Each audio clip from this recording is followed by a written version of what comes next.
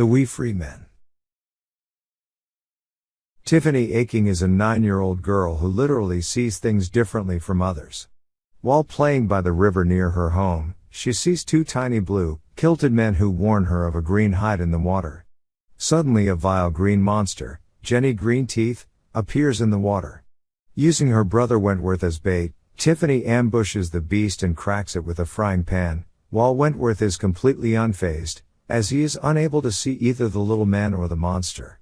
She goes into town to visit a traveling teacher and comes upon Miss Tick, a witch who has been watching her. Tiffany is told that these little men are the Knack-Mack Feagles, who are rough and rowdy fey folk who speak with Glaswegian accents. Miss Tick informs her that she is likely the witch of the wold she resides in, and gives her the toad familiar she carries as a guide before tricking Tiffany out of the tent and disappearing. Tiffany returns home to discover that the Knack-Mack Feagles are not only incredibly fast and strong, but afraid of her as she catches them stealing eggs from under a chicken and a sheep right out of the field. When Wentworth is kidnapped by the Queen of the Fairies, Tiffany seeks out the help of the Knack-Mack Feagles to rescue him, as they are the most powerful otherworldly things she knows and they're more than willing to submit to her will, terrified by one who is not only a witch but one who can read and write. Rob Anybody, and a group of other Feagles including Big Yan and Daft Wally take her back to their home where she meets the buzzard aviator Hamish, the bard Feagle William, and their clan leader the Kelda.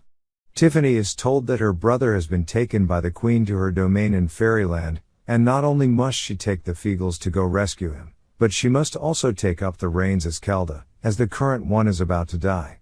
After worming her way out of marrying Rob Anybody, Tiffany goes out of the mound to the field where the Feagles test her first sight and second thoughts by letting her find the entrance to the Queen's domain.